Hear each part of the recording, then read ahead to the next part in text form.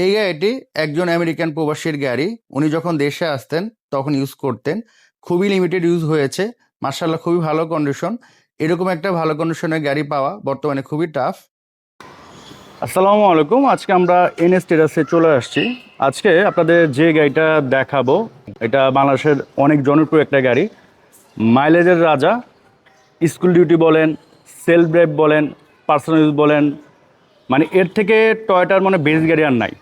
দামও কিন্তু অনেক কম। মানে জ্বালানি তো সাশ্রয়ী। যেমন আপনি ভিজ গাড়ি নেয় অনেকে আপনার স্কুল ডিউটি বা এগুলোর জন্য, তো ভিজ থেকে কিন্তু এটা আমার মনে হয় ভালো হবে, অনেক ভালো হবে যদি গাড়ি ভালো কিনতে পারে, ভালো কন্ডিশনে কিনতে পারে, ব্যাটারি হেলথ, ব্রেক বুস্টার যদি এটা ভালো পায় তাহলে, না হলে না। আচ্ছা, এটার মডেলের কত? এটা 2013 মডেল, 2018 তে রেজিস্ট্রেশন। 2013 model, 18 registration. হেডলাইট কি গাড়ির সাথে? গাড়ির সাথে এভরিথিং, সব গাড়ির সাথে। আচ্ছা, নাম্বারটা সুন্দর, 3455, কোনো কিছু চেঞ্জ হয় না।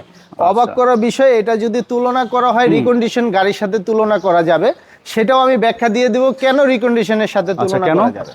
সেটা হলো, এই গাড়িগুলো বেশিরভাগই আসছে 80-1 লাখের উপরে চলে, হাইব্রিড গাড়ি তো 1,80,000 উপরে চলে আসছে। দুই একটা গাড়ি আসছে 55-60 এরকম। তো ওই গাড়িগুলো অনেক দামে বিক্রি হয়েছে।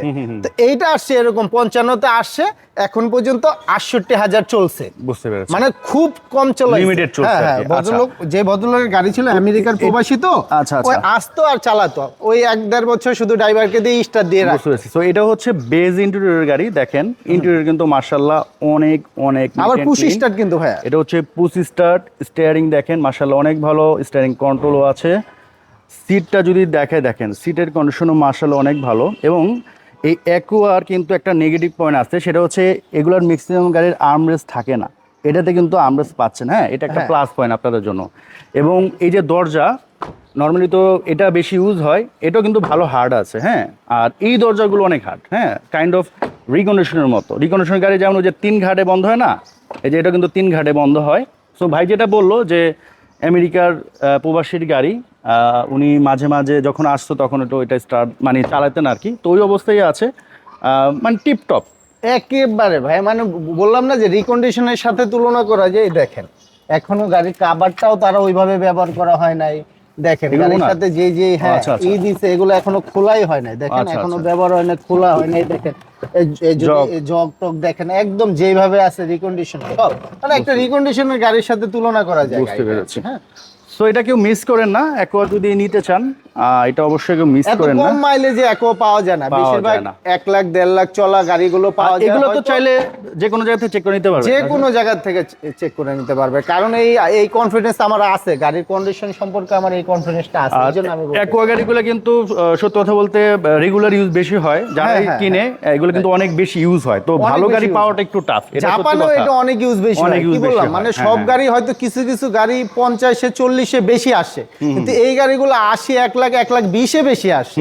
50-60 খুব কম আসছে, কেন জাপানে এগুলো খুব বেশি ইউজ হয়েছে। তো এই গাড়িটা 50-এ আসছিল, বাংলাদেশে এই পর্যন্ত 68 চলছে। এটা হয়তো বিশ্বাস নাও করতে পারে, কিন্তু সরাসরি আমি একদম ইঞ্জিন রুম দেখলে আরো ধারণা হয়ে যাবে আর কি।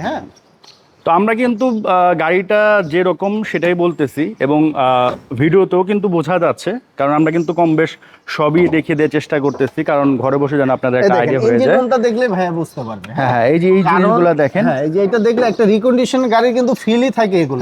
এই যে এইখান থেকে শুরু করে এই যে হিট প্রুফ থেকে এই ইঞ্জিনের যে এই সব বিষয়গুলো, এবং এই বনেট কিন্তু রেগুলার ইউজুয়ালি এখানে একটা দাগ পড়ে, এখানে দাগ পড়ে যাবে, এই যে এগুলা একটু হয়ে যাবে, বুশগুলাই হয়ে যাবে।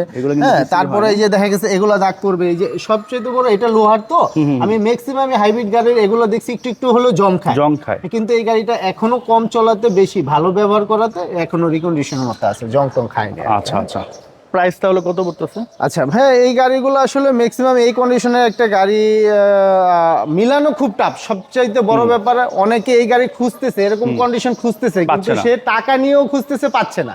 তো ইনশাল্লাহ আপনার ভিডিওর মাধ্যমে যদি কেউ দেখে থাকে, যে ব্যক্তি খুঁজছে, তার উপকার হলো, আমার উপকার হলো। তো আমি সবসময় সেল বেশি করার চেষ্টা করি, প্রফিট কম। ওই হিসেবে গাড়িটার দাম আমি 12,80,000 টাকা চাচ্ছি।